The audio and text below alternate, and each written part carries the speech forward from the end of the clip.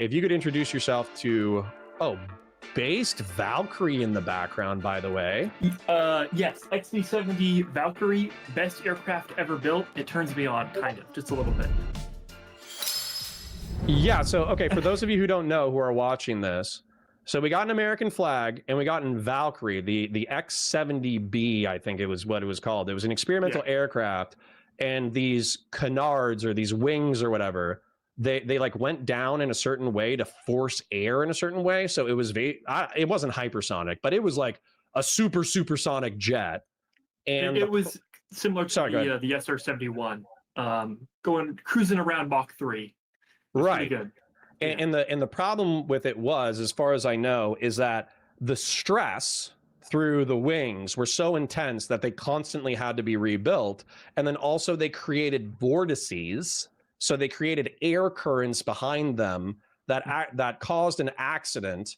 They only had 2 operational units. It destroyed one of the operational units, and I think it killed 2 or 3 people. So they scrapped the program. But overall, it's one of the most beautiful planes the United States has ever built. Have you ever seen it in real life, the one that survived? No. I think it's in the Dayton, Ohio Air Museum, if you ever go down there. It's pretty good. Nice. But can you introduce yourself to my chat, because this is their first time meeting you? Okay, yeah. Hi, I'm North. I'm a Never Trump Republican, probably one of the last few of us out here. But, it's you and me, brother. Yeah, it's an uphill battle, we'll say that. I don't know, a little bit. I'm a Republican that maintains the values of like the pre-2016 GOP. Have you seen my drawings? Have I seen? No, I have not. I've seen you attempt to draw. I wouldn't call it drawings. So I'm gonna have to yeah, okay, there we go. One of my drawings is why I still believe I'm a Republican, even though 95% of the Republican Party is backstabbing everything I believe in. It's because you have the fiscal conservative values of not capsizing the United States through excessive debt. You have the social conservative values of family being a good thing, and academic achievements and entrepreneurial achievements being a good thing. You have the neoconservative bubble, which is effectively like pro-Republican, pro-democratic militarism, where you're willing to export, democracy and republicanism and American military technology in order to stabilize the world. And then Burkean conservatism, which I identify with for a long time, which is you default with the current existing status quo. You'll listen to progressives and liberals to see if they have any good ideas, but your default is to not jump onto every progressive idea that pops up. And so those 4 conservative philosophies I still hold, and those are the values that I was raised with as a kid, but the Republican Party has abandoned all of them, and I don't know what to do about that. Well, you're right. The Republican Party has abandoned us as old school Republicans, Burkean Republicans, whatever you want to. I like that. I like old school Republican. I was thinking like, you know how they had the classical liberal, like Sargon of Akkad, like I'm a classical liberal. I was like, maybe classical Republican. I don't know if they actually believe in liberalism. I mean, right, not anymore. They claim that they do, but yeah. Yeah, no. Like Sargon of Akkad has gone like neo-monarchist, nationalist, whatever. But but I was thinking maybe stealing, classical liberal was a meme for like 5 years. Maybe stealing classical Republican and being like, oh, you're voting for a Democrat. And it's like, yeah, it's because the Republicans have gone too crazy, why I left the right, like that kind of thing. We need a better label than Never Trump Republican, because it's too much of a mouthful. Like, Never Trump Republican. Like, I don't want to introduce myself as Never Trump Republican every single time that I'm like, trying to explain. Well, I was thinking of, and this is another thing. So we're talking about labels because, and sorry if this is like an esoteric chat, because North and I are the only 2 Never Trump Republicans left, and so we're trying to figure out how to survive. I was thinking, my wife hated this idea, but I thought it was great. Rhino Republican, so RHINO, so it would be an acronym. Republican who hates isolationism, ethno-nationalism, and then you would capitalize it appropriately. And then like identity obsession, it'd be an acronym. but Okay. and then have the rhinoceros be the symbol, because it would be funny, number one, because you get called a rhino for not being a Yeah. Republican. Number two, it's an endangered species. So I actually thought that was like brilliant. Yeah, that's actually pretty good. Yeah. Yeah, I thought that was brilliant marketing, but she was like, oh, that's too much of a mouthful. You know, nobody understands, blah, blah, blah, blah, blah. And then the other one that I was kind of coming up with recently was either liberal Republican or Republican liberal, right? Because I still believe in maximal human freedom, but we disagree on what maximal human freedom means. And Well, so that's where the fight is. In the U.S., ultimately, I think, like, okay, if you look at the U.S. political scape, ultimately, we all are liberals in a sense, like, as in we believe in liberalism. I don't think, even among like the MAGA today, you'll see people still fighting for like democracy and our constitution and all that, as much as they're willing to ignore it when Trump is actively violating it. But yeah, I don't know if liberal Republican really is a good term. I've been thinking of like reform Republican, because it's like about 2 R's, you know? I don't know. Reform Republican, real Republican, you know, Republican, yeah. like any of that kind of stuff, I would be with 100%. But the problem is there's two of us, and our patron saint is Bill Kristol, whether we like it or not. He was like the never Trump Republican king. And I went up to DC in order to go to, it's like Conserving Liberalism in the 21st Century or something. It was this meeting in order to try to like figure out what the anti-MAGA coalition should do next. And I met Bill Kristol, and I walked up and I was like, I want to be the next Never Trump Republican pundit. I want to be the Charlie Kirk or Candace Owens of Never Trump Republicanism. And he looks at me with just like depression in his eyes. And he's like, the Republican Party is dead. Just be a Democrat. I was like, fuck. I was hoping what he was going to say is, wow, we've been looking for a young man with vibrant rhetoric, with your background, to give millions of dollars to become the next Charlie Kirk and Candace Owens. That's what I thought he was going to say. And instead he was like, we be a Democrat, I'm going to go kill myself in the bathroom. That's what we don't have anyone on our side. Like the Democrats will hate on us because we're still Republican and quote, like we're willing to work with the Democrats in order to defeat like Trumpism, but we're still Republicans at the end of the day. So we're going to get attacked by the left and by the right. So there's no one really to support us.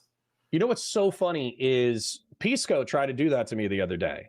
Oh, Pisco, I saw that stream. Yeah, I watched that stream between you and Pisco. Yeah, Pisco was like, aren't you really just a liberal? You know, aren't you really just like me? Aren't we identical? And I'm like, no, like we've been like, and if you know my relationship with Pisco, it's even funnier because we've been fighting like cats and dogs for probably 4 or 5 years now. So we have been like oil and water when it comes to some topics, and we fight viciously. And then like for him, like 3 or 4 years later, because he sees it's politically opportune to kick me when I'm down, he's like, we're same, right? And it's like, no, fuck you. Yeah. Pisco, I've had a couple calls with Pisco, you know, calling in on a stream, and every single time he's trying to convince me to abandon being a Republican. And and he does his, it's like his whole shtick. He does his linearized arguments where he's like, you believe this, right? And you're like, yeah. And he's like, you believe this, right? And you're like, yeah. And you're like, you believe this, right? And he's like, yeah. And then he's like, well, then you should believe this based off of inference. And the thing that he jumps to is so far away from like the 3 descriptive claims that you basically have to jump back like all the way and be like, no, here's a thesis paper on why your inference is dog shit. Yeah, Pisco does that. Yeah, Pisco, it's, I feel like it'll be a really good video to upload online to analyze Pisco's like argumentation, and he does have like a very specific tactics that you can like repeat over and over again. He does. So, you know, he calls it like linearization or whatever, but at the same time, I don't think that it's okay. When I say good faith, I'm not trying to accuse him of bad faith, okay? But what I am saying is that he will use rhetoric to move his opponents where he wants them to be, rather than just having like a straightforward conversation, particularly in debates. Like if you're having a conversation, that's one thing, but if you're in a debate, he's going to try to move you someplace rhetorically so he can beat the fuck out of you. Yeah, he has his own little like sweet spot. He'll do whatever it can to be in that sweet spot, no matter what. Yeah, it's kind of like an MMA fighter who like does jabs in order to like gauge distance for like an uppercut punch. Mhm. And so he does like 2 or 3 jabs and then he tries to throw an uppercut, but he does that rhetorically. Oh, yeah. So what can we do? What do you think the strategy is? Because I think because look, the Lincoln Project basically has abandoned the Republican Party. Yes. And I don't and Bulwark.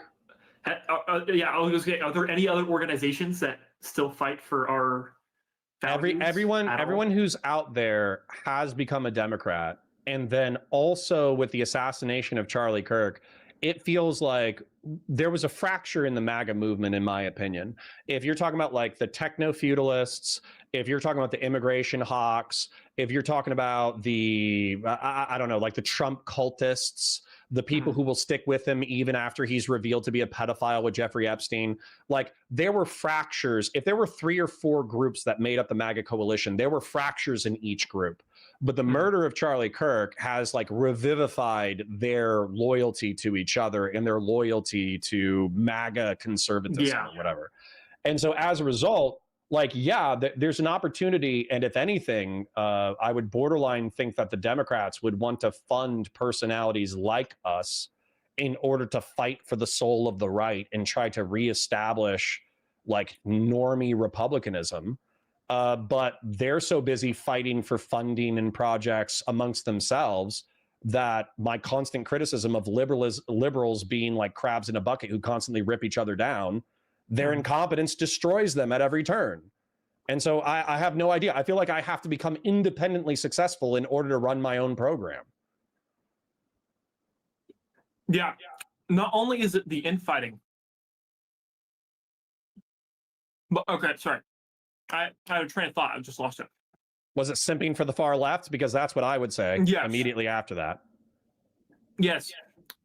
Democrats are too busy fighting amongst themselves in order to appeal to people like us, I guess. Like they're too busy trying to get like the left, like the far left into their coalition in order to bring Never Trump Republicans in with them, or to like try to cultivate a moderate Republican rebellion. That would be the best way I would describe it. Well, and if I was playing the Game of Thrones, then that's what I think would be smart. It's like the enemy of my enemy is my friend. And also it would be infinitely preferable to work with Never Trump Republicans or moderate Republicans or Burkean Republicans or fiscal Republicans or whatever than MAGA Republicans. Like the 4 like sub ideologies of the Republican Party of the thousands and the tens are infinitely preferable to work with than MAGA.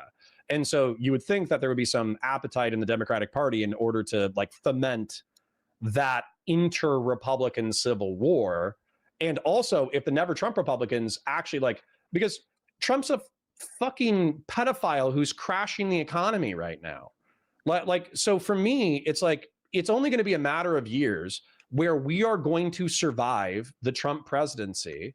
And then JD Vance or Trump's successor will be MAGA light, but he's still going to work with corporate Republicans in order to do whatever. And so there will be people who look fondly back on the Trump days because that was the time that they were winning and they had a champion. But I think a lot of the people who make excuses for the Trump admin now, they will not be doing so in 2 or 3 years because it's not going to be politically expedient. And then the moment that Trump dies or he leaves office or whatever the case is going to be in the future, I think we're going to see a major fracture within the Republican Party. And I think that will be our opportunity to try to, if we push hard, we can try to retake the party. But the question is, how do we do that? Like, how do we as Never Trump Republicans not only spread our message, but get politically active? Because we can do the whole online slacktivism where we can keep on our platforms and we can keep, tweeting and making videos and all that. But ultimately, what I want to do, and I assume what you wanted to do as well, is to make real political change. So how do we do that? Okay. What's your ideas? So I have a couple. I have one where we work with liberals, and I have one where we don't work with liberals. Okay. And so effectively, don't worry, I got a drawing for you. Okay. So right now, probably I'll say 60%, 70% of my audience are liberals. There are people. Wait, hold on. Where are you streaming, by the way? Because I can't find where your stream is. Valor Media Network. Valor Media Network. Okay. Yep. So Monday through Friday, I'm live from 9:30 a.m. to 2:30 p.m. On Valor Media Network, and then on Tuesdays, I'm live on Counterpoints Politics. Okay. Okay. So unless you're like an active part of the community, then you might not know that. But Okay. Yeah. where is? Oh, here it is. This is the perfect. I have it. I'm going to show it to you. So let me exit here. Let me share my screen. So right now, this is my project because this is the only way, in my opinion, that we get anywhere with any kind of speed. Okay. Mm-hmm. So right now, politics, in my opinion, is not like a flat line. Okay. It's a U shape. The horseshoe theory is real. Yeah. Okay. And so we have the far left and the dissident right at the tops of the horseshoe. We have social democrats, which I think, for me, it's too far left, like Scandinavian socialists, but I can argue with them technocratically. I'm not going to argue with like revolutionary Marxists. I'm just like, I'll argue with them, but I'm going to call them idiots. I'm going to call them pieces of shit. I'm going to call them terrorist supporters. I'm going to tell them that they don't know history or they don't know what they support, right? They're not people that I want to work with, right? Social democrats I could work with, but they're a little bit too far. Progressives, there are some sane progressives and there's some sane leftists. And then what I would say, on the right side of the horseshoe, there's never Trump Republicans and neoconservatives. There's the contrarian right, which weirdly enough is the Tim Pool audience. They're the people who they're quote unquote liberals or Democrats from 10 years ago, but it just so happens that everything Trump does is awesome, Yeah. And I think they're kind of stupid, but maybe that's how they can be manipulated back into the fold, is like, hey, you guys voted in a dumb pedophile. Maybe like Tim Pool wasn't correct about where republicanism should be in the future. And I think a cynical way to view this is these people have no values, or some of them, like they have political tribal loyalty. Yeah. So as long as you can get a large enough base, we don't actually have to like convince the entire party. We just need to be able to get their a large enough political base in order to be relevant. Well, not just relevant, but these people who have no values, who are willing to cover up whatever Trump does. If we can get a large enough base back into the Republican Party, then they might switch to us cynically, if that makes any sense. Like, just because we'll be winning. Yeah. Oh, I think Ben Shapiro, weirdly enough, Ben Shapiro has been doing MAGA apologia because I think that's where like the money in the party is right now. Oh, yeah, 100%. And so he's doing like he's not grifting, but he's doing a cynical political calculus where he has to do apologia for the MAGA movement because it's such a broad swath of the population that if he alienates them, then he alienates his base that he wants to appeal to and influence, which is politically intelligent, but principally vile. It's horrible. Yeah. And so anyways, but I think that like you said, some people in MAGA, some Trump cultists could probably be broken away from the fold, even cynically, like you said. If you become a big enough sphere, I guess, then you could pull people into your orbit just by being big enough to talk about, right? Yeah. So for me, my current project would be to try to get the bottom half of the horseshoe. If I could, I would be, if I could snap my fingers and make this a thing, I would call it coalition Democrat, coalition liberal, and coalition Republican. And what I mean by that is the bottom half of the U shape have so much more in common with each other than the top half of the U shape that the bottom left of the U shape, they shouldn't be working with Hassan Piker. They shouldn't be working with assassins who shoot, Charlie Kirk. They shouldn't be working with the Democratic Socialists of America. They should be working with moderate Republicans. And same thing with moderate Republicans. They shouldn't be trying to work with Nick Fuentes and Milo Yiannopoulos and dissident right-wing philosophers and Curtis Yarvin in order to make sure the Republicans win. They should be working with liberals in order to make sure that we don't capsize the country. And so that's where we're still enemies, or we're ideological rivals. We're not ideological enemies. Yes. But the real question is, where do we put our effort into? Because ultimately, if you look at the liberals and you look at the progressives on the bottom half of the horseshoe, these are going to be the people that are already voting against Trump. So should we really be cultivating a alliance with those people, like the liberals and the progressives? Like, let the liberals and progressives figure out if they want to work with the far left or the soft Dems or not. Should we be focusing on working with liberals, or should we be focusing our efforts on instead trying to draw people from the neocons and the contrarian right? Should we be trying to draw those people in with us? But where are they? Where are they? Well, I'm sure they're out there somewhere. They're amongst people who tell them that this is how they have to think and this is how they have to feel, even if they don't like it, because that's just what they're surrounded by. We need to give them a platform, a voice, a place that they can go to. Well, I want to be that, man. I want to be that, but I've been live streaming since April full time. I have 160 live viewers watching this conversation. I made a substantive amount of money Monday, Tuesday, and Wednesday. Actually, Thursday as well. I made a healthy chunk of cash, but it's enough to just pay my bills right now. So if I have another year of runway, then maybe I can get up to 500 viewers or 1,000 viewers or whatever. And then at that point, you know, once you're at 1,000 viewers, you're kind of like, not only do you have a decent income, you're also kind of like a respectable enough commentator that larger people will engage with you because you're large enough to take seriously, right? Well, the thing is, so you mentioned that your audience is like what, 90%, 80% liberals or something like that? I would say it's 70%, 60% liberal. And I feel like I could diagnose that, and it's like you can hang. I feel like it's because you personally, who are you associating with online? Liberals. Destiny, Pisco. I guess Counterpoints isn't really a. He doesn't really do politics anymore. Yeah, you're right. No, I fight lefties, but sorry if I'm jumping on your point before you made it. You're willing whenever you're appearing live on a stream, you're appearing on these more liberal platforms where you're not going to be finding, you're asking, okay, where do you find these people that could support or could become a Never Trump Republican? I don't think you're going to find them on these liberal platforms.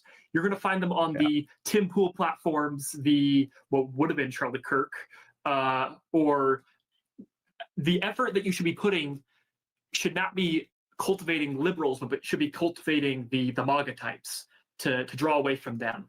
Maybe. And I agree with you. And there's a way that we could do that if we're wargaming right now. Effectively, the stream is a war game if we're wargaming mentally. Peter Mars says, "Find me the moderate Republicans you speak of." You're looking at them. Okay, it's me and North. That's it. That's all we have right now within our coalition. Okay. But it's the beginning of a beautiful thing. Me, North, and Grassroots. And Grassroots is like a conservatarian. But anyways. Can you send me his Discord if you can? I'll find him. Yeah. Grassroots is kind of conservatarian. I think not AF Racing, excuse me. There's another few conservatarians in my Discord, but they're aka Batasoy. They're basically such an Adam viewers. They're such an Adam viewers. That's who they are. Oh, I don't know how I feel about that, but I'm with you there. But anyways, so you're saying, why aren't we engaging with more right-wing platforms? And I think it's because we get kicked out of them, or I get kicked out of them. And just as an example, within the general election framework, I was willing to work with Progressive Victory. It's a Democratic PAC. They were working in the general, at least, in order to support Kamala Harris and Biden over Trump. And because of that, that was viewed as being a traitor to the right wing. But when I went on to Sitch and Adam, because Adam Friended, in my opinion, is a Trump apologist, whether he likes it or not, and I brought up all of the reasons why I was choosing Kamala as a lesser of two evils, they're like, well, you're just doing it for money. You're a traitor. You're just doing it for money. You're a traitor. You're just doing it for money. You're a traitor. And that was their line of argumentation. Now, Sitch didn't do that, but Adam Friended 100% did that. And so I eventually... It's funny because there's more money in the promoting MAGA than there is fighting against it. Like, you're literally in the worst position imaginable because you're a liberal, so you're not getting the Democrat support, but you're not like a full Republican, so you're not or you're not MAGA, so you're not getting that MAGA base. So you're literally in like the worst position imaginable. Yeah, if I was smart, cultivate growth. Yeah. If I was smart, I would be grifting in either direction harder, right? Yeah. And so I feel like some progressives and liberals, they support me as a oddity because they view me as somebody who has more conservative values than them, but I'm not a total dick about it. Like, I'm not talking about like black skull size or rapist Hispanics or, you know, trans people being a bunch of pedophile grooming rapists or whatever. So since I'm actually nice to trans people, since I'm actually nice to black people and Hispanics, they're like, oh shit, you're going to argue from like a perspective of good faith and that we all have humanity and we all have some level of dignity and that dignity should be respected within our constitutional framework. Here's a $5 or $10 super chat. You know, that happens.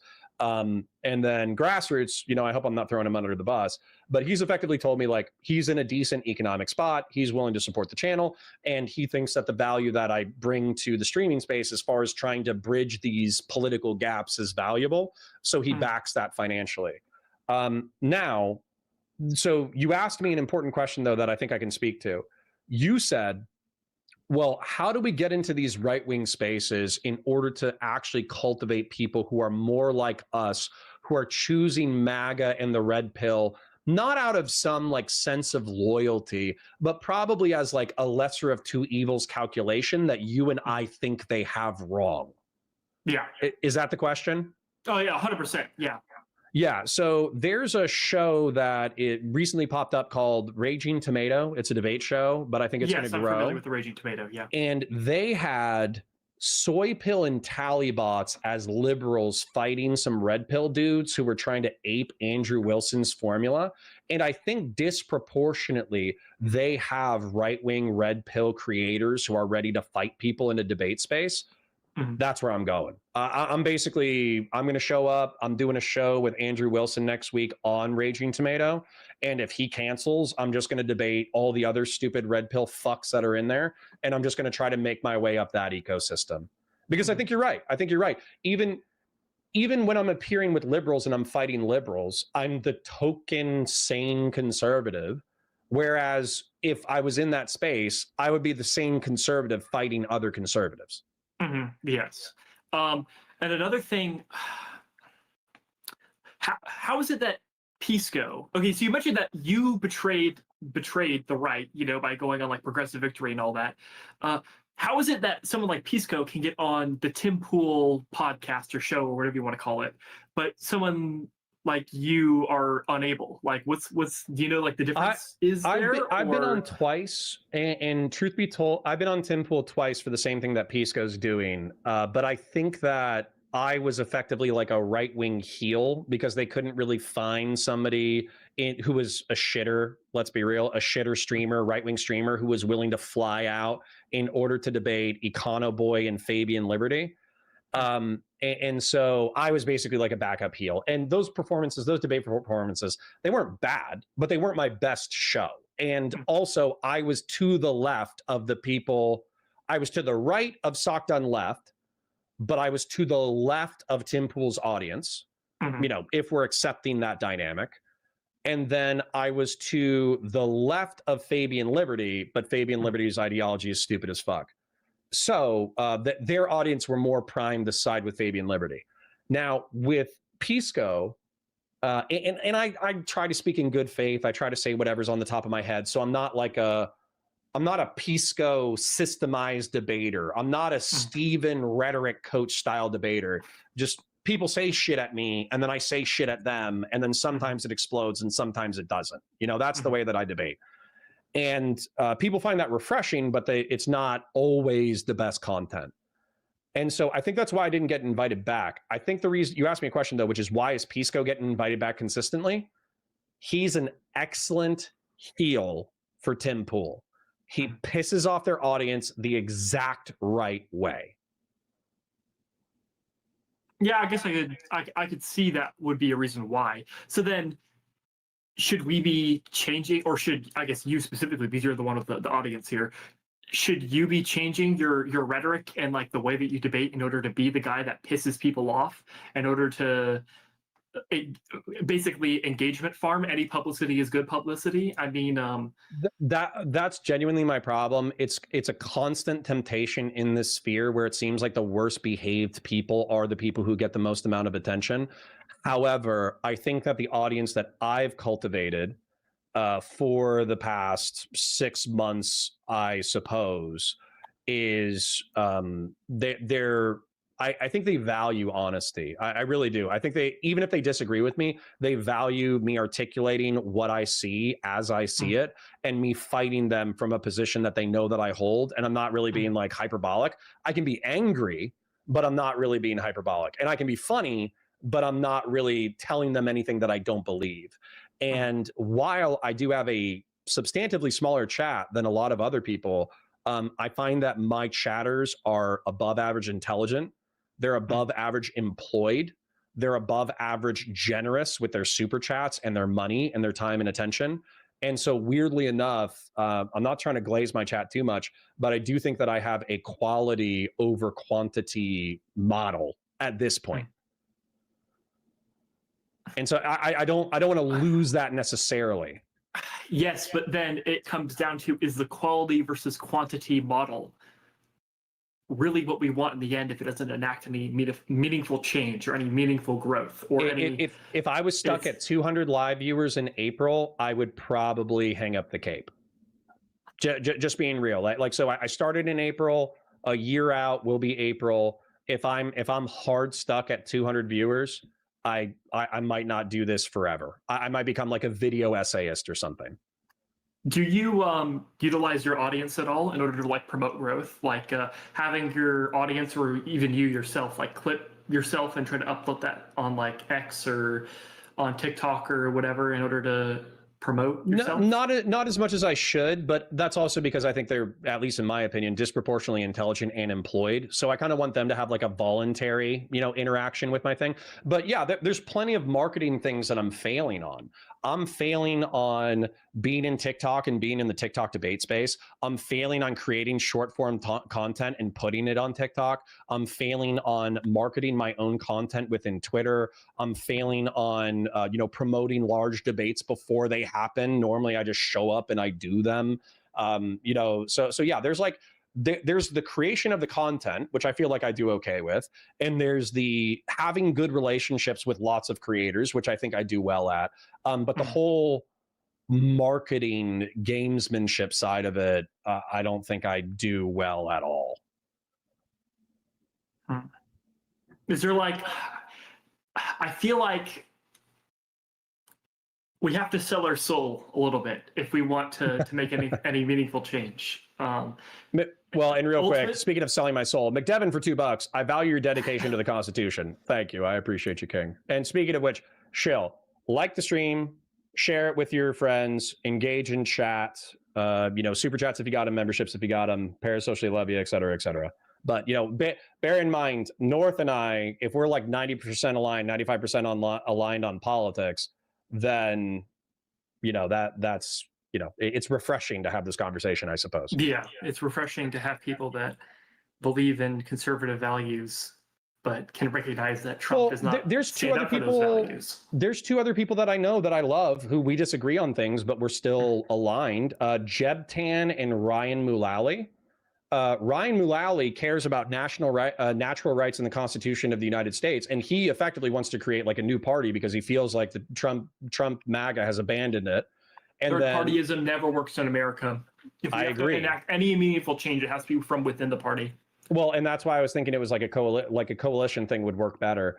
But then what is it? Oh, and then Jeb Tan. Jeb Tan's a honest to God conservative who's more conservative than me.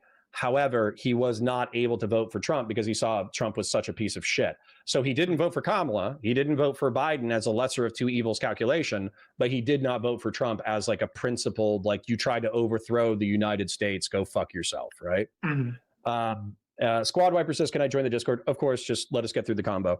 So yeah, like, dude, I would be down to Raging Tomato is a start, in my opinion. Fighting Andrew Wilson is a start. Making myself available to the Raging Tomato audience where she can use me as a center-right guy to fight all the far-right guys, I think that's a start.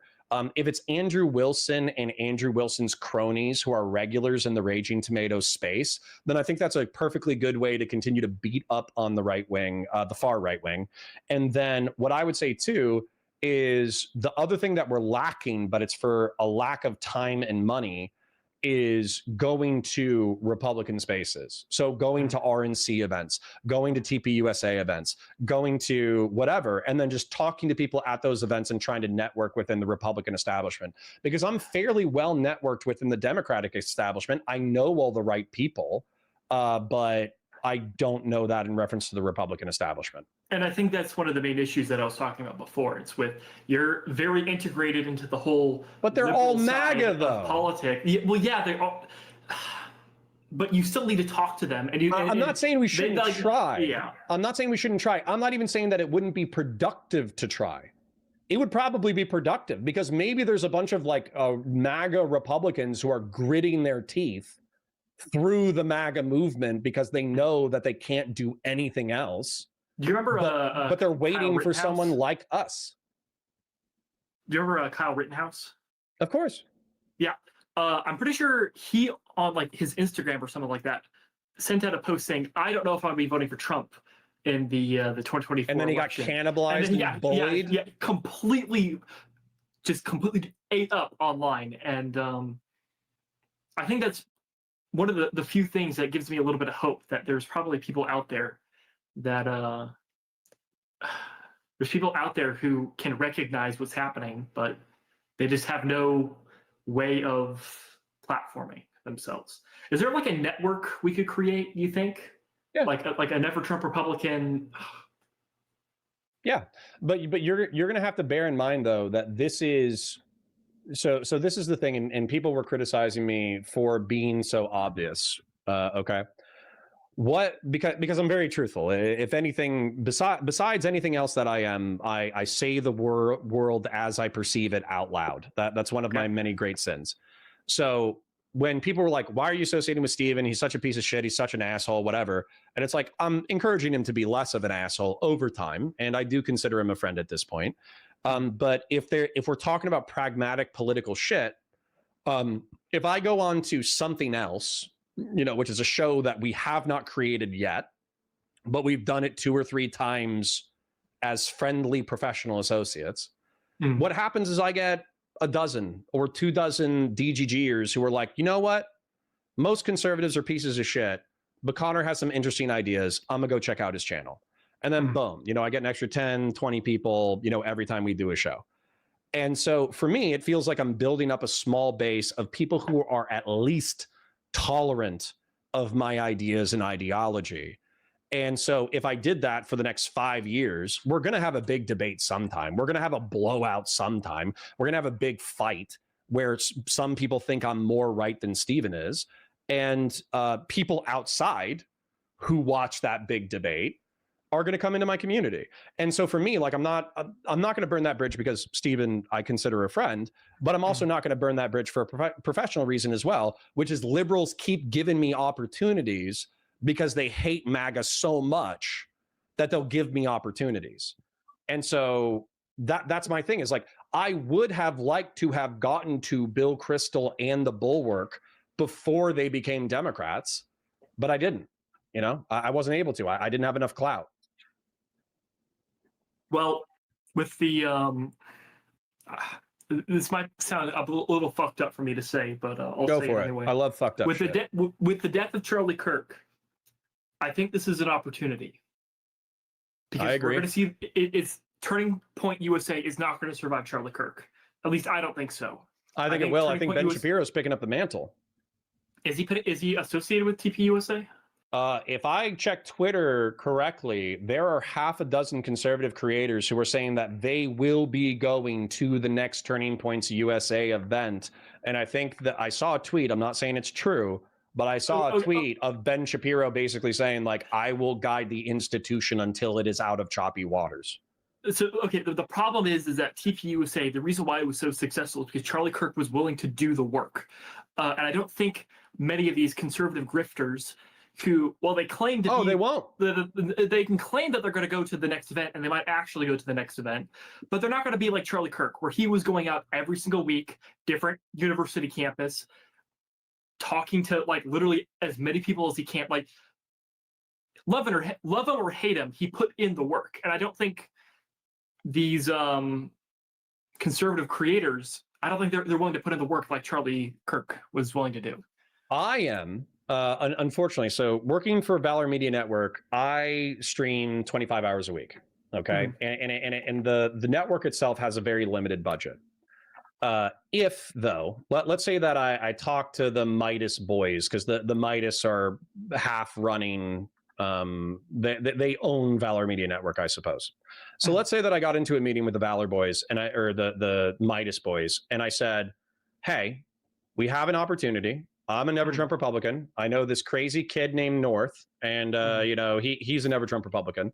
We think that TPUSA and the right wing not only has been going bad for a decade, that in the wake of Charlie Kirk's death, people will be so fearful and so scared of public debate that we want to go to TPUSA events, and we want to go to TPUSA, and we just want to debate and talk and just be in the mix, throwing elbows from a never Trump Republican perspective. And we think we can make excellent content that will be algorithmically relevant, that will reshape the Republican Party." And and by the way, I wouldn't need much money. You know what I would need? I would need a rifle rated soft armor concealable vest. I would need a well, okay. To be fair, concealable vest, he got hit in the neck. That's not going to do anything. Listen, you got to go with chances, okay? You got to go with chances. Okay. You know, maybe the next guy won't be as accurate, so I got to go with the vest. That was a long shot, though. That was like the longest assassination shot in like U.S. history. I thought it was 200 yards, but I'm pretty sure that's like longer than the JFK shot. I'm pretty sure. Oh, it was, yeah.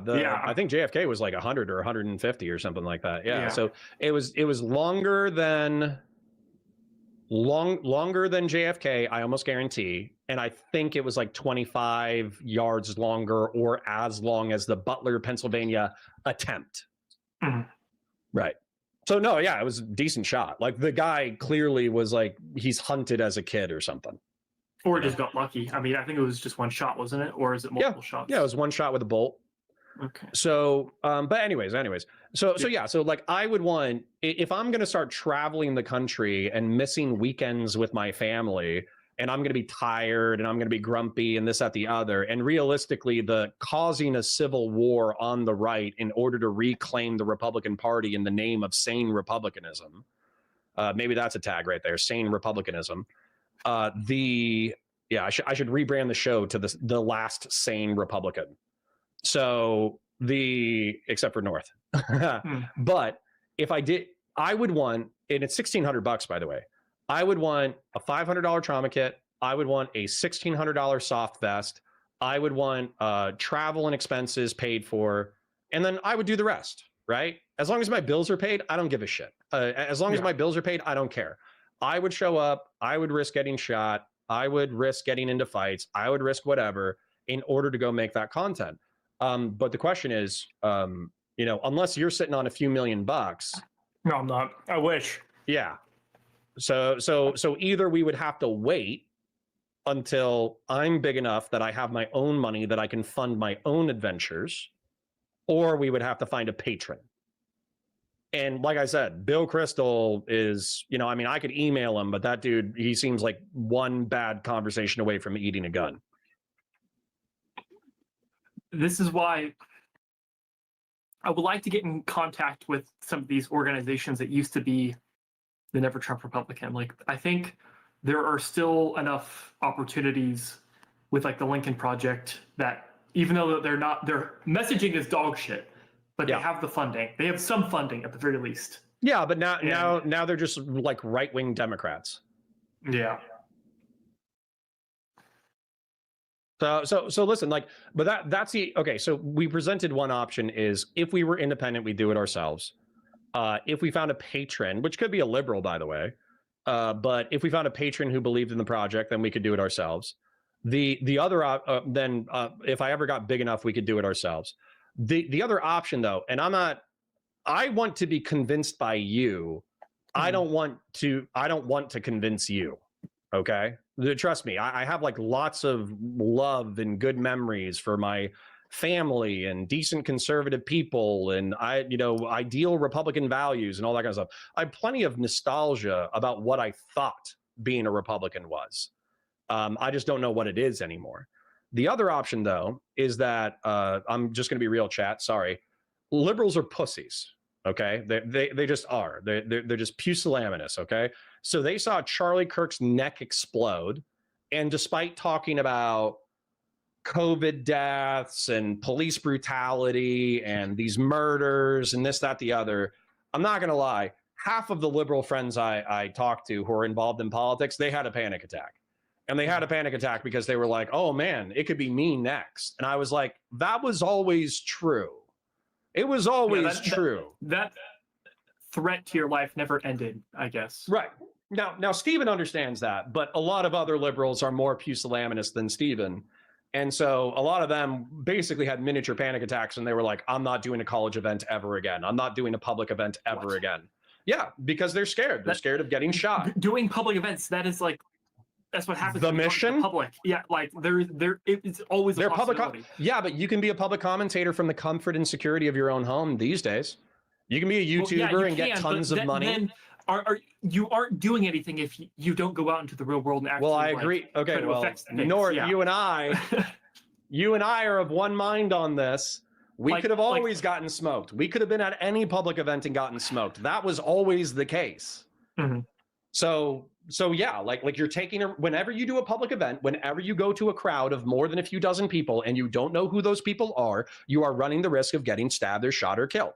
It's just true. So now that the liberals are a little afraid of their own shadow because they're worried about getting shot on live TV, there might be an opportunity there with Zico and Sanchez and the Unfuck America and the National Ground Game movement. But the National Ground Game movement, they don't want to build TPUSA. They want to build the Democratic version of TPUSA. And so while Unfuck America tour, I feel like isn't that also basically just trying to cultivate a Democratic base? It's not cultivating what we want to cultivate, which is never Trump Republicans. Well, but then that's the argument and the question that I've been having within my own mind that I've been fighting in my own mind, because there's people in my chat. They're like, oh, Connor, you're practically a Democrat anyways. You're a centrist on abortion. You're a gun nut, but there's liberals who like guns. And there's plenty of capitalists who care about achievement in industry and academics who are Democrats. So why don't you just be a Democrat? And I'm like, because I hate the word Democrat with every fiber of my being. And I think democracy is the worst form of governance except for all the other ones. But the point is that, like, could you join or could I join the Democratic Party and then make it a more center-right, capitalist, pro-gun, freedom-loving, republic-loving party? Okay, so then I'll pose this question to you, and depending on your answer will depend on, I guess, what you're willing to do. I already know what I'm willing to do, but I'm willing to do either, by the way. I'm willing to do both simultaneously. Who do you think is going to be easier to convince MAGA away from being MAGA and to being center-right Republicans or moderate Republicans or whatever you want to call us, or convincing a leftist to be a more moderate liberal? I will never convince a leftist. I will never. They have the same intractable problems as the dissident right. If you're talking about socialists and communists, it's going to be the same ratio of success. You're going to talk to 99 leftists, and one of them will become a social democrat or a liberal. And then it also comes down to, as I said, cultivating a base. If you're taking away from MAGA, I feel like that's doing more than convincing a leftist. That's more important from an electoral basis, but you have to bear in mind, despite your highfalutin ideas and my highfalutin ideas, you and I are two assholes talking to 150 people on a live stream pissing in the wind. So while we're pretending like, oh man, we're going to go to a TPUSA event and we're going to debate people and everybody's going to see, they're going to see the light and they're going to see that North and Connor are the two last good Republicans and they're going to rally around them and give them millions of dollars and, you know, they're going to give them parades. you know, no, that's I'm not that idealistic. That's not very I just likely, want I suppose. I just we're want the more likely to ideals get that I spit believe on. in to not die. That's what I want. Yeah, we're more likely to get spit in our face than anything else. 100%.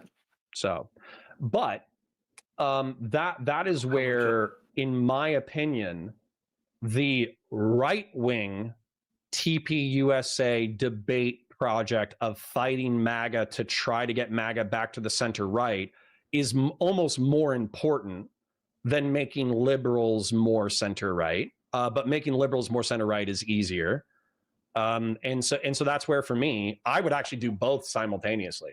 I would be happy to work with liberals in general elections in order to elect the lesser of two evils, but constantly push them on their ideology and why I think they're wrong and stupid. And I would be happy to go to right-wing events in order to fight MAGA and fight right-wingers on why they've been effectively, in my opinion, co-opted into a pedophilic death cult.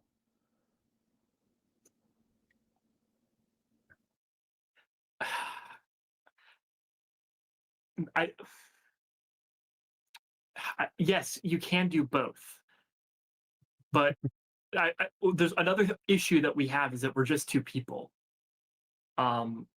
We need more Never Trump Republicans, not just like as like a viewership or like an audience, but we need more creators, people who think this way. Yes.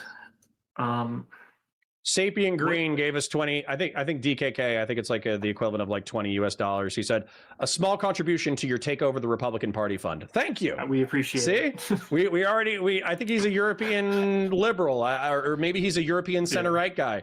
But boom, there we go. Our first $20. Lovely. Yeah. We need. It's not just who do we try to take an audience from. It's not. It's also who we're willing to actively promote as well. Like, let's say we work with like Destiny, or we work with Pisco, or we work with like the whole. I don't know. Where does Lunderbox lie on like the political spectrum? He seems. Like I think he's a progressive. I think he used to be more like social democratic, more socialisty or whatever. I don't know that for a fact. That was just the vibe that I got. But I think that leftist insanity in reference to the state of Israel, and also just leftist insanity in reference to revolutionary LARPing, I think it firmly pushed him into progressive / social democrat / liberal. So we can work with these people, right? Yeah. Because ultimately we're in like but we should have our own thing. Coalition. But it's also like when we associate with these people, are we inadvertently funneling viewership into them and away from our base that we want to cultivate? I think that's possible, but at the same time, you have to understand that I am probably one of the smallest dogs. I'm probably the runt of the litter. Okay, because I'm appealing to liberals and trying. I guess you're more taking away from them than you're funneling into them. And I'm really only chipping away because people who watch Hutch watch IRI, people who watch IRI watch Pisco, people who watch Pisco watch Destiny, and so they're kind of in this what I would say is like a liberal cross pollination, and so I get the liberals who are like, it's so fucked up. The country is so fucked up. I'll take any sane conservative I can have. And then I also get liberals who, frankly, are like, they were just raised Democratic, but they still agree on me on like 80%. They still love the Constitution. They still love the United States. They still love freedom of speech. They still love freedom of expression. They might even be gun nuts. They might even be veterans. And so there are like conservative Democrats who like to smoke pot and have promiscuous sex, but they also like guns and they also like America. And so you can cultivate from them as well. Yeah, but for me, I wouldn't care. Let's say that there's a Republican and a Democrat running in an election, and we have a disagreement on who the lesser of two evils is. I'm not going to like kick those people out of my community. At least we're having like a good faith fight about who the lesser of two evils is. Whereas for me, if you can't understand that a pedophile who's currently imploding the economy, who's betrayed all of our alliances, who is effectively like a militarist isolationist, who has already tried to overthrow in like the history of our entire country. Like this is Donald Trump has, in my opinion, has tested the structure of our nation and our Constitution the hardest since the Civil War. He is the most difficult test of the United States of America since the Civil War. Okay. Yeah, I probably agree with that statement. Yeah. The 70s could give him a tight run for it, like the Weather Underground and the anti-Vietnam protests and all the drugs. But even then, that wasn't really a test of our Constitution. That was just I don't think the United States was ever in an existential threat of internal collapse during the 1970s. Whereas now, I feel like that's what people feel like. They feel like we're on the verge of internal collapse.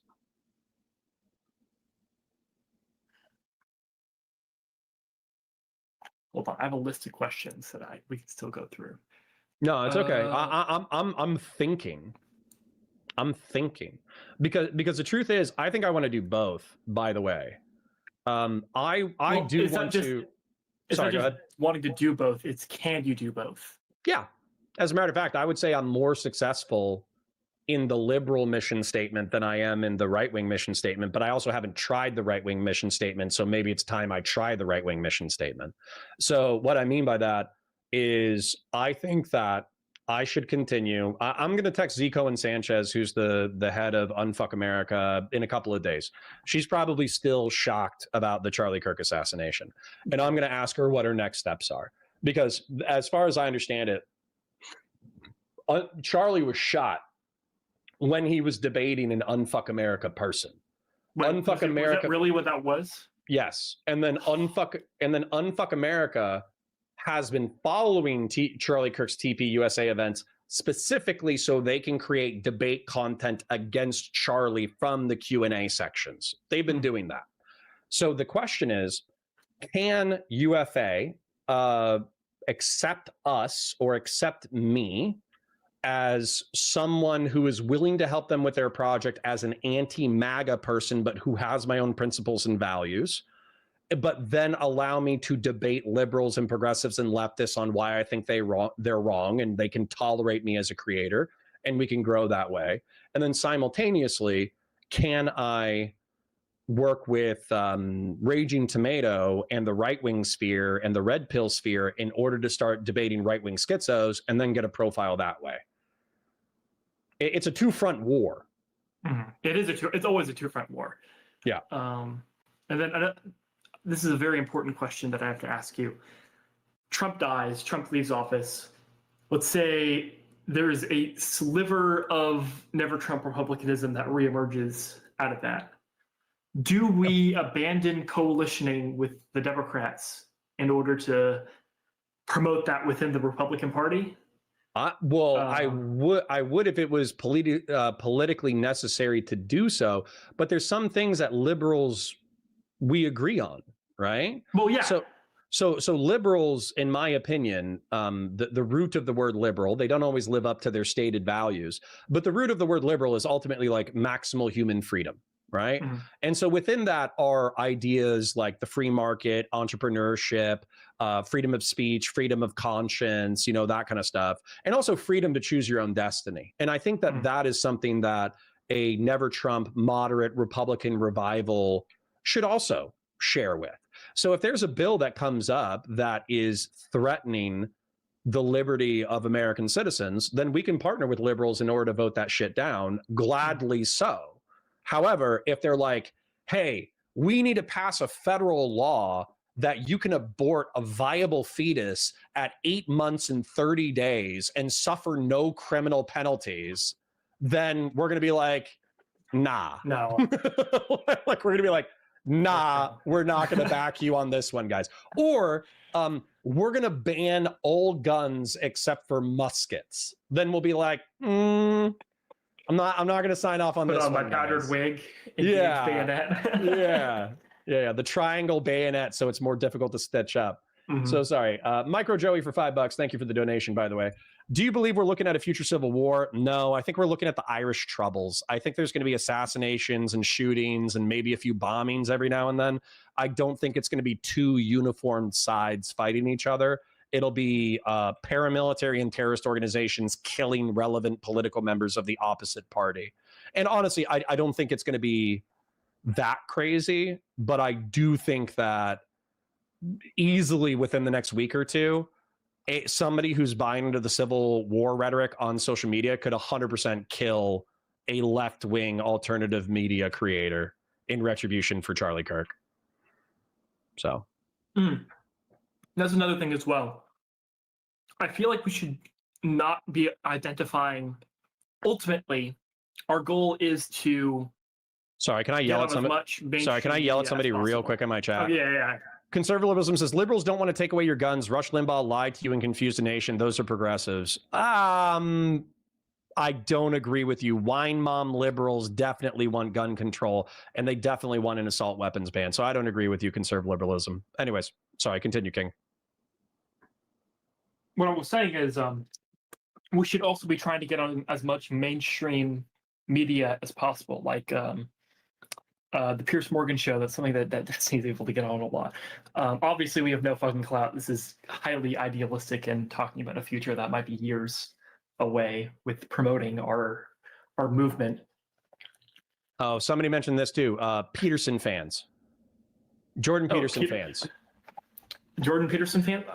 What are Jordan Peterson fans? Those are, I don't think they're well, I think even they're like a relevant group. Well, I think they're Trump dick suckers now, but I think 5 years ago, all that self-help stuff, all that Jungian mysticism, all that bootstrap shit, all the men who got their shit together as a part of that movement, I'm like 80% aligned with that. 2018 Jordan Peterson, not 2025 Jordan Peterson. I don't think those are like a relevant political group. Like people say like, oh, that's like the Jordan Petersons, you know.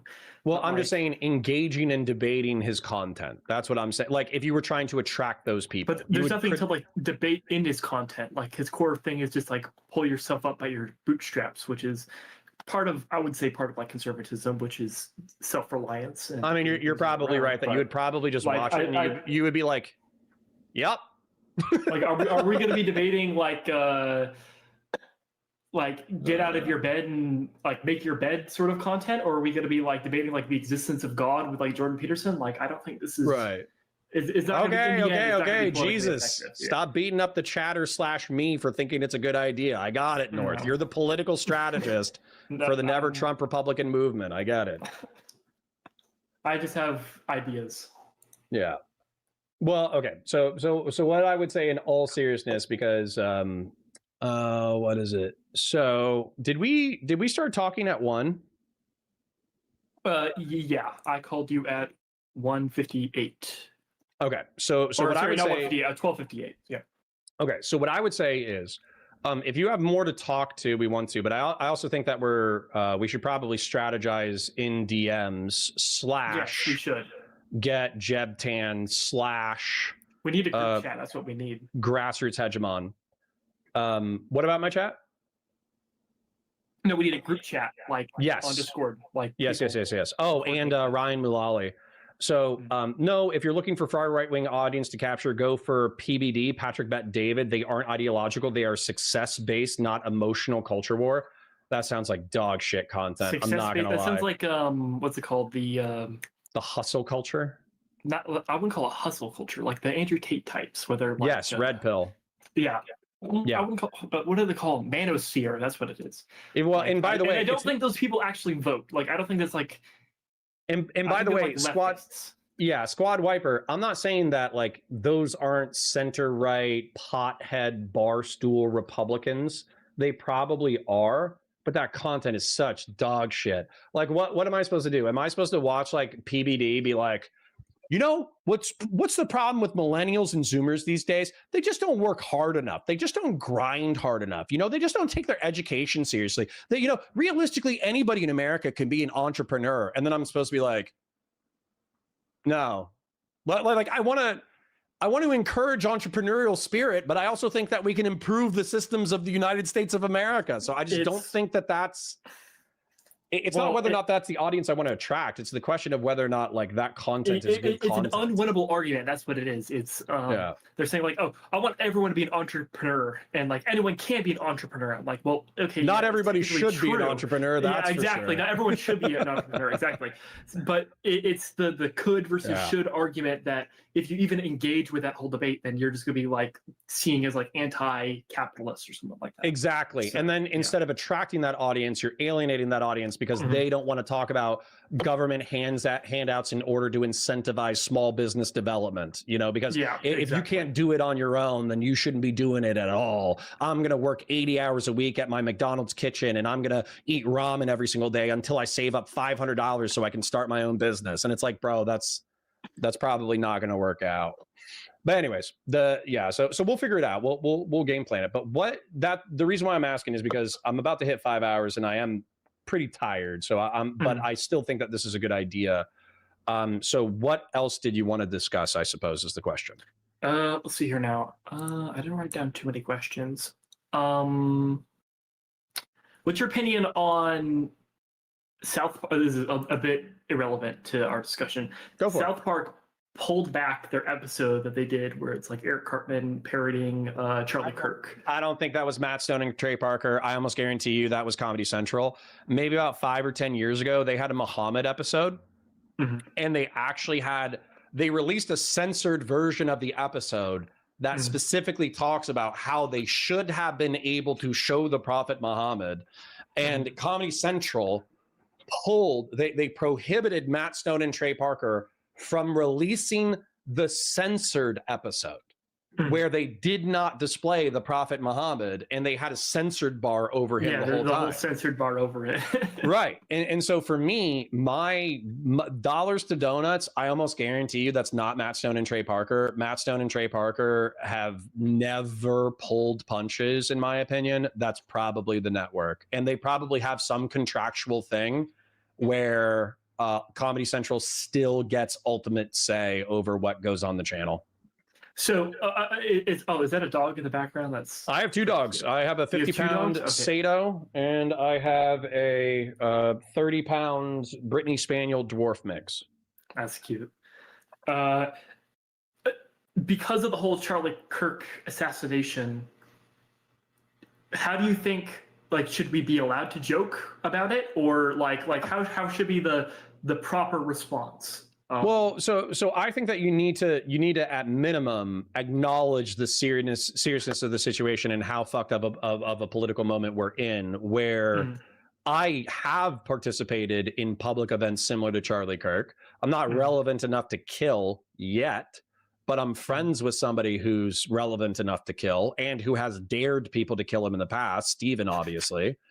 And so, yeah, like I think it's perfectly possible for this kind of violence to escalate and for another alternative media figure to be murdered at a public event. I think that's perfectly possible. How should we talk about it? I don't give a shit about the jokes. I'm not going to lie. Like the Steven allegedly, because Kyla and I bullied him about one of his bad jokes recently. Allegedly, the first joke he was going to go with on Twitter was, man, Hassan Piker will do anything to get out of a debate. That's fucking funny. That's funny. It is funny. I made that joke myself. That saying, dude, I guess Hassan doesn't have to debate him anymore. I mean, dude, it's fucked up. It's funny. I don't think that Steven should have. I think that if he said that, he would have a few more death threats in his DMs and somebody might be trying to figure out how to kill him. So I appreciate him holding back. It's a funny joke. Another thing about that, though, is it's about political effectiveness versus, being authentic. Should we refrain from making those jokes for the sake of political effectiveness? Like, if you remember the whole Stephen making the joke about the dead children in Texas after the flood, right? Do you think it would have been more advantageous for him? Like, he can argue whether he is allowed to make the joke or not. Yes, I know it would have been advantageous for him. The reason why I know it would be advantageous for him is because Unfuck America is still considering doing a college tour with him. I don't know if they put that on hiatus since Charlie got murdered. They're ultimately going to have to make their own decisions. But they were still considering a college tour with Steven in order to have him debate, because they've reached out to a bunch of other creators, and a bunch of other creators don't want to do live debates. This was before Charlie got murdered. Before Charlie got murdered, a lot of people don't want to do live debates. But he survived the joke that he made despite the backlash, not prospered because he didn't do it, I guess. I'll tell you, Unfuck America has caught a lot of shit for even doing a one-off event with Steven because of his personal sexual conduct and because of the jokes that he's made publicly. Absolutely. And I'm not trying to like cry for them. Like it's the natural, when you work in public and you work with public people who are controversial, you're going to catch flack. So you have to have rhino tough skin. But you know, yeah, he made their jobs harder, not easier. Yeah, so should we as content creators sort of follow that, in which we shouldn't be making those kinds of jokes?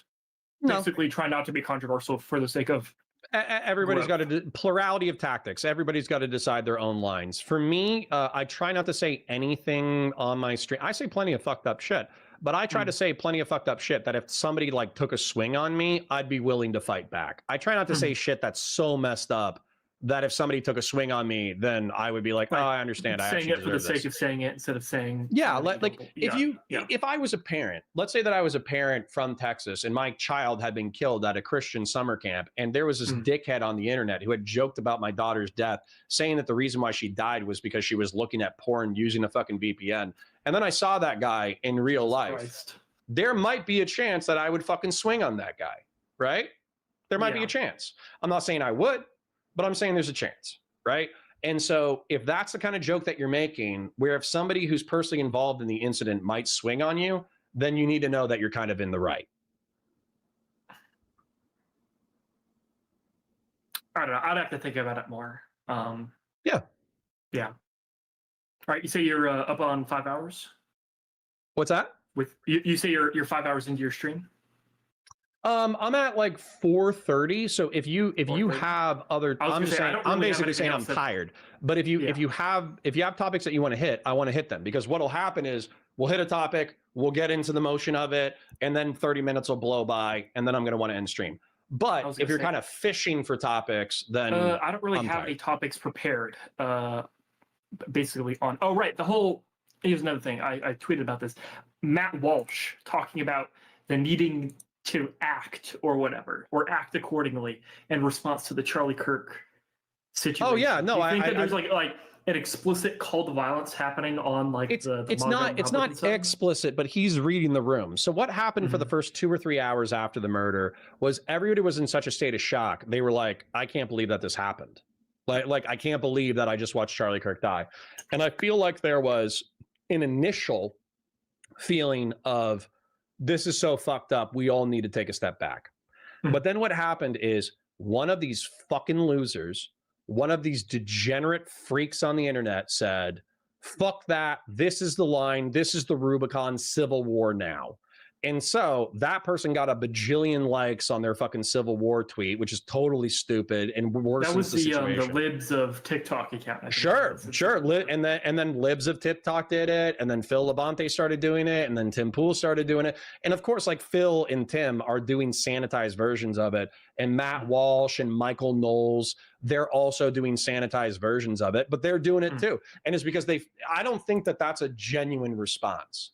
I think that Nick Fuentes' response of, holy shit, this just happened. I'm at the same level as Charlie Kirk. It could just as easily be me. We have serious things we need to deal with, and this is what I believe. But my side needs to not be assassinating people and murdering people, and I'm not going to encourage assassinations or extra legal violence. That was like an adult reading the room and realizing where we are and stepping back. Weirdly enough, Nick Fuentes was more mature than Matt Walsh and Michael Knowles. I don't know if I would call it maturity, though, because I feel like it could be self-interest. I was going to say, I would consider it self-interest over maturity. I think there was a possibility that there was someone within like the Groyper community that might have perpetrated this. I don't think anyone, like, they found the suspect, right? And he's like, not 9 to 10, his social media like presence indicates that he's a leftist. But yeah, I was speculating that even after we found that out. I was like, maybe it's a false flag acceleration. I think it might have been preemptive damage control in case, like, because in case it was a groiper. They're out for blood right now. Like, they're still out for blood. So if it was a groiper, then they probably would have clamped down hard on Fuentes and all that. Sure. No, I agree with you. I agree with you that it could be damage control. I agree with you that it could also be selfish, where he knows that Charlie Kirk got smoked, and Charlie Kirk was a less controversial figure than Nick. And so if Nick, let's say like Nick, some people were like, Nick Fuentes is going to pick up the mantle where he's going to finish what Charlie Kirk started. And I'm like, if Nick went to 3 college campuses, he would be dead. If he did a 3 college campus leave tour, his own house without he would be dead by 2. By a banana or get pepper sprayed or something like that. Right. Yeah. So no, I don't think Nick Fuentes is going to be the next Charlie Kirk. Doubt. Very much doubt. He doesn't leave his own house. He's not going to be like in college campuses. Yeah, fuck no. Yeah. So is Destiny thinking about with like the Unfuck America tour? Is he talking about wanting to fill in that space that TPU might be waning? I think so. I would have to check my DMs, but I sent him some body armor recommendations. We sent some jokes to each other about like, well, it's time to make more gun self-defense content. And he's like, I need to get this equipment. And I was like, yes, you do. Yes, you do. So I don't think he's totally scared. Honestly, I think, just being real, I think Steven expects when he dies that it's just going to be Black Void, right? I think that's what he expects. So he doesn't expect judgment. He doesn't expect God. He doesn't expect hell or anything like that. He just expects Void. And so as a result of expecting Void, he can kind of have like a Tombstone style bravery where he wants to do cool shit all the time, namely having sex with women, but also, and men, I guess, but also being a politically relevant, controversial commentator. And so I think he'll do whatever he wants to do until he gets smoked. So he'll either die in old age or he'll get smoked. And I don't think he really cares. And I guess Destiny is the kind of guy that will do whatever the fuck he wants, and he doesn't really give a shit until he gets stopped or killed. Yeah, until he gets stopped or killed, Steven's going to do what Steven does. Okay. Well, yeah, I think that's it. I don't really have anything else to talk about. We got to make a group chat of those people. Yes, I will do that.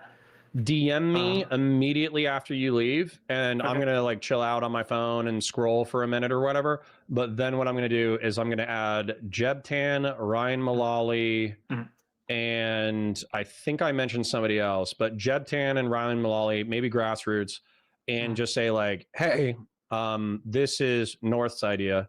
Connor thinks it's a great idea. We should continue to push with, in my opinion, Unfuck America, Steven, liberals, whatever. But we're probably missing on a massive marketing opportunity. We're missing out on a massive audience growth opportunity where if we're not fighting the far right consistently in content, then we're not bringing the people most like North and most like me to our team.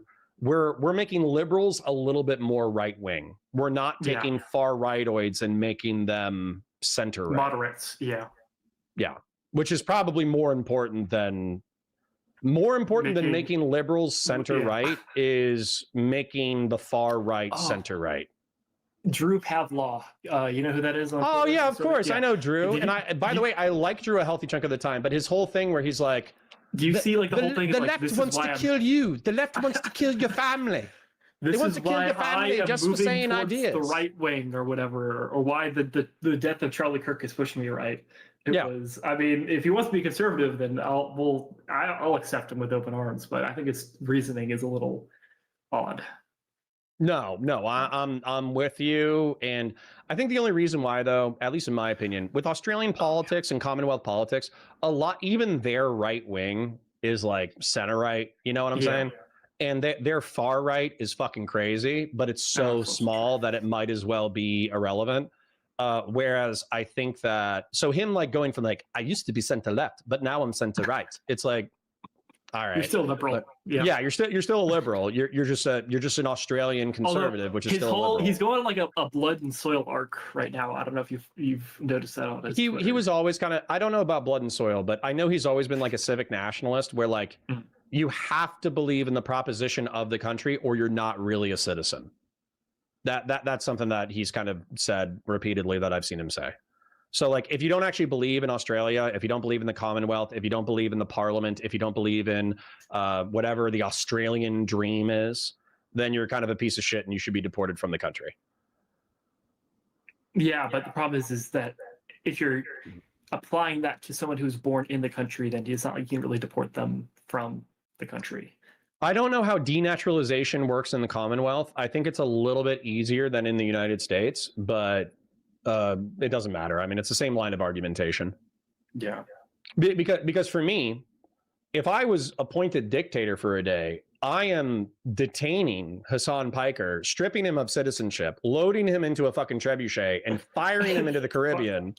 And the Caribbean, no, fire him into Turkey. Yeah, well, firing him into Turkey. And then if he tries to return, like, we have orders, like, we're going to order our security forces to shoot him on sight. Like, that's my Hassan Piker policy. But I'm smart enough to recognize that's why I shouldn't be dictator, you know, because I would be violating the civil rights of a fellow citizen. Constitution, and I would be shredding the Constitution in order to fuck up somebody that I don't like, you know? And so, fair, if you're a dictator, then I think there's a lot of things that went wrong. Before. Sure. But I'm just saying, like, I still have that impulse. I just know that impulse isn't good for society. Yeah. So that's a good thing to recognize, though, because that means that you have like a moral compass and you have ideals that you're willing to fight for instead of going off your own personal feelings. Yeah. A republic, if we can keep it, is infinitely better than the dictatorship of Connor. You know, like I would be happy. Yeah. You know, I would have a harem and I'd be rich and I'd be helping out the working class and the middle class, and I'd be a billionaire and I'd confiscate state wealth and I'd have as many guns as I've ever wanted, and I would be like planning like a techno futurist fascist solar system empire. It would be awesome. It would be great. Emperor of man type shit. Is that what well, but I wouldn't pose to be the emperor because I'm not immortal or psychic. But yeah, like some shit like that. I would try to colonize the solar system, and I would try to mine the asteroid belt. And if it costs too much money, I wouldn't care because I still think it would be worthwhile. But there's like trillions of dollars worth of materials out there in the asteroid belt. Right. So why wouldn't I run out of money? Yeah. Right. So, but yeah, Seraph says a harem after talking shit about polycules. But hold on, Seraph. This is the point. That's bad for me. I would kill people. I would destroy lives. I would mismanage the society. I would ruin my relationship with my family. Like, so just because that's what I would do with ultimate power and ultimate money doesn't mean that I should be trusted with either of those things. Yeah. That's why a republic is better. A rule of like the rule of law and rules that we establish through democratic consensus that are difficult to overturn because we know that human beings are selfish pieces of shit is actually good. Christian Valaris, I agree with you that Mrs. Points would probably not put up with that shit. Right. Oh, Mrs. Points. Yeah, she would hit me. She would hit me with a fucking skillet. Okay. She would hit me with a skillet if I tried to combine Donald Trump, Napoleon, Julius Caesar, and Jeff Bezos into a single person, and I tried to be that person. My wife would murder me, unironically. So, anyways, I think that's a good note to end it on. But yeah, we almost hit 5 hours. Quick shill to everybody. Like the stream, share it with your friends, engage in chat, super chats if you got them, memberships if you got them. I parasocially love you. Thank you for all the support this week. North, we're going to talk in DMs, obviously, but yeah, can you shout yourself out? Who are you? What are you about? Where can people find you? And what are the projects that you're working on? All right. So my YouTube, I recently just took down all my YouTube videos because they're all just streams and they're all terrible quality. I'm still trying to figure out how to get my OBS filters through my mic. So you can't find me on YouTube right now. You can find me on Twitter though at That Guy Is North. That guy is North. Yes, That Guy's North on Twitter. You'll see me talking about aviation, the state of the current Republican Party, and fighting the leftists and the far right people online. So yeah. Yep. And then I would say I'm going to jump offline. Just because I had a good conversation with North and we're aligned 95%, doesn't mean that I'm going to totally abandon all of my liberals and be like, fuck you guys, I'm going to hang out with North now. But I do think that it stands to reason. The question that he's asking is super important. Is it worth it to remain as a center-right Republican and fight for the soul of the party? Or should you just cast your lot in with the left and hope you can make the left more right-wing? I think that making the left more right-wing is an easier project, but fighting the right wing and bringing them back to some moderate sense is probably more important, just more difficult. And so that's kind of where I'm at with that analysis. Alrighty. Yeah, I don't think I have anything else to add on that. All right, cool. I'll catch you soon, brother. Like I said, yeah, hope you have a good day. Thank you kindly. All right. See you, bud. Yep. Bye-bye. All right. I parasocially love you guys. I'll see you soon.